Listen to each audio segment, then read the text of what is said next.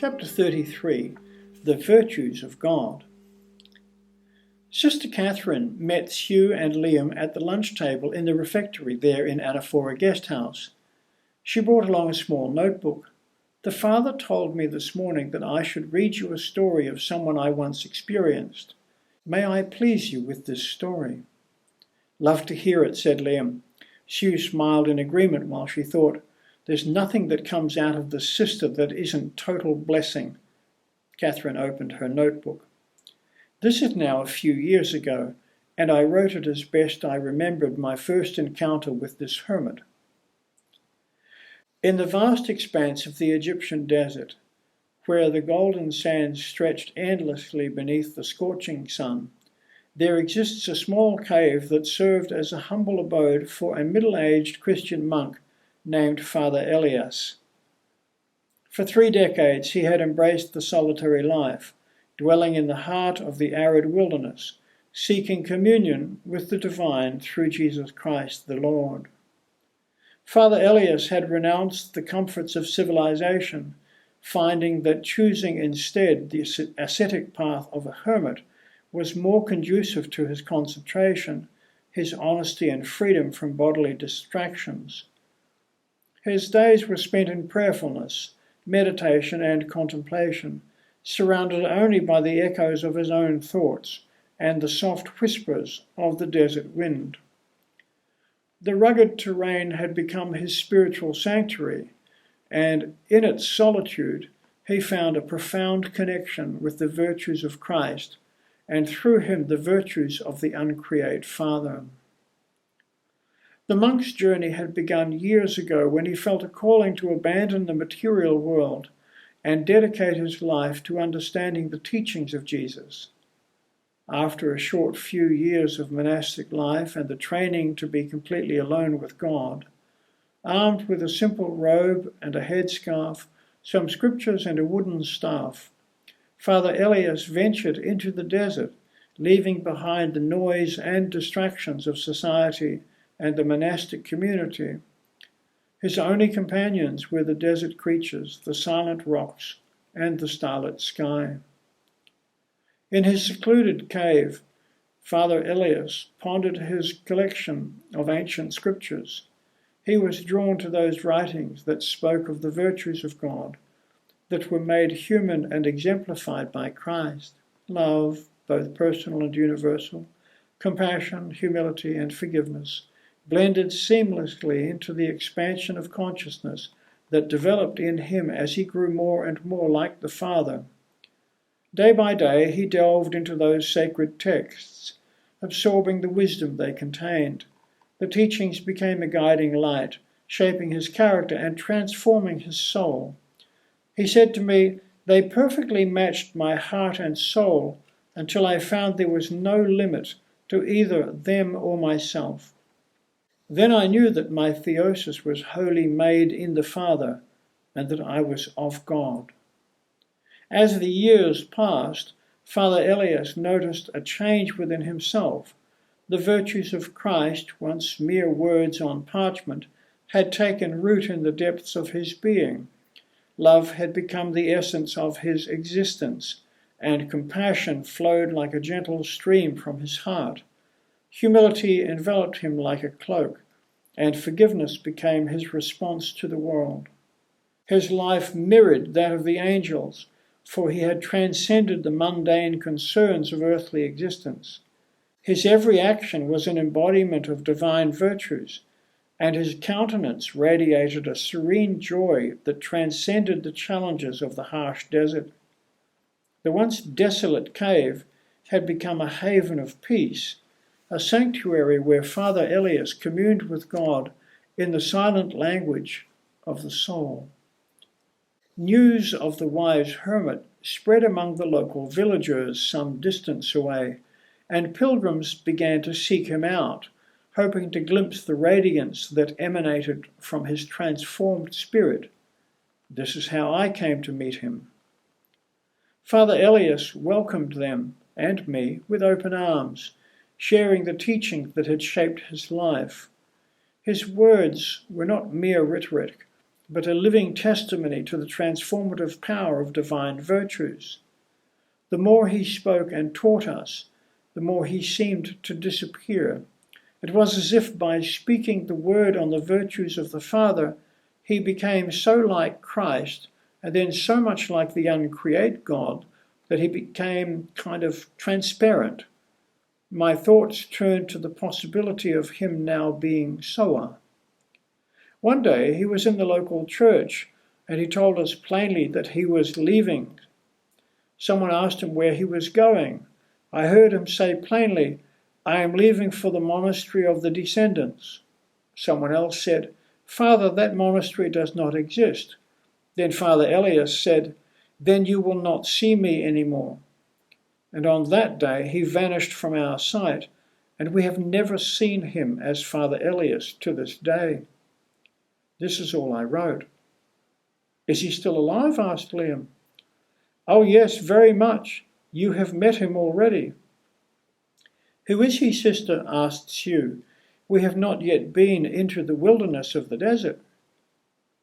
After he was there in that desert for around 20 years or so, Father Elias became a living testament to the enduring impact of a life steeped in God's virtues. The wind carries his prayers across the vast expanse. Appearances of him began happening in different places. He was coming like a melody of devotion that echoed in the hearts of those who sought the path of righteousness. He said to me once that no one should live alone, even the hermits. Then Father Elias told me that his first companions were angels. They would come and go from time to time, bringing him foodstuffs, until he grew accustomed to living only off the desert grasses and drinking the dew on them.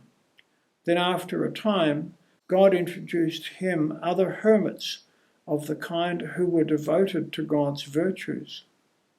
They are a family of men and women scattered across the deserts, actually also across the nations.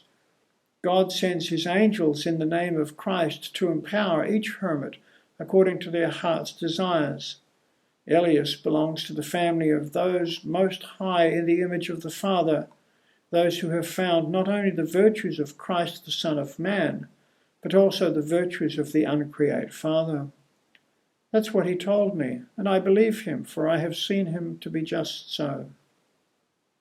"He told you this before he vanished from sight in the church?" asked Liam. "Yes, this and much more." "Where did we meet Father Elias?" asked Sue, who was already in love with the idea of such a person. "It will all make sense to you when I tell you that God brought him into the family of the Sower. They are his companions, even though they are completely hermit-like in their spirituality, and even though they frequently contact people in need all across the world. Father Elias has remained a solitary figure in communion with the divine, a beacon of light in the silent expanse of the Egyptian desert. You know him as Sire Yusuf. He met you in the airport and brought you into his Egypt." Their mouths dropped. Liam was speechless. Sue eventually said, "Father Elias, he is your father, your biological father?" Sister Katherine smiled and patted her chest twice with a gentle nod of her head. Her eyes sparkled with devotion. Sharing this small fact meant a great deal to her. "Your father is the hermit who spent 30 years in the wilderness, and then some more as a sower doing works all around the world?" "This same man, Sue, yes," answered Sister Katherine. "You are so young, though," said Liam. She smiled. "Not so young as you might think, Liam." "Will you tell us something of that story?" asked Sue. "Oh yes, of course. There is nothing much to tell. My father the saint was in the world, and he and my mother met and exchanged confidences. But he never saw her again, and never knew that God's seed was planted in my mother. I grew up fathered by the man she soon after married. Unknown to her, he soon after left the world and entered a faraway monastery, had a different name and identity, and was essentially untraceable." "How was it that you connected again?" asked Liam. "One of the pilgrims came to me saying that he was my father. The Holy Spirit told her. So I went straight away to see Father Elias. I was so curious.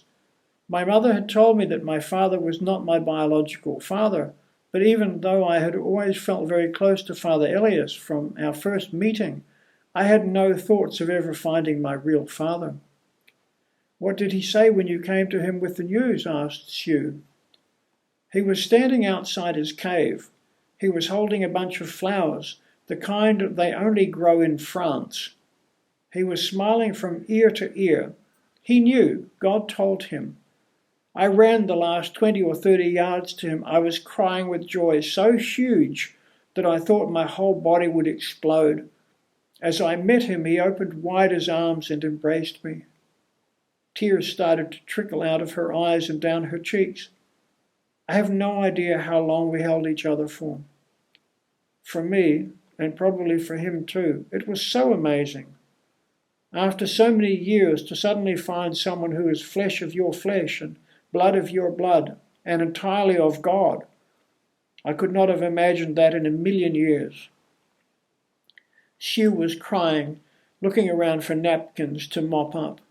Liam had become jelly. He had never heard such a touching story, ever. It made him think back to his meeting with Mary the pirate. There was a similarity, but this too was simply amazing. I stayed there with him for a few days, in the days before he disappeared to the monastery of the Descendants. Is that when you began your studies to become a Saiha? Asked Sue. Sister Katherine looked at her a bit abruptly. Really? She laughed. You think I am Soa? Like your father, Sire Yusuf. Yes, I do, replied Sue. Me too, actually, said Liam. I'm just a baby Christian, she replied. Are you Soa? Asked Liam. She could tell his sincerity. I tell no one such a thing, my brother. Then she looked off into some unseen distance. Sue watched her and felt that Katherine seemed to become depixelated and so thin of features as to almost vanish before her very eyes. Then she filled out with colour again and looked at Liam directly and said, I think that one day you too, my brother. And she turned also to look directly into the eyes of Sue. And you too, my sister, will one day also tell no one such a thing of yourselves. Then, without words, Sister Katherine stood. She closed her notebook and popped it into the hip pocket in her galabeah, tapped her chest twice, smiled and said, Enjoy your time here. My father has a special treat for you today. You are going off into the desert. It has been a joy to share my short story with you both. This ends the chapter on the virtues of God. The next chapter is chapter 34, Father Zachariah.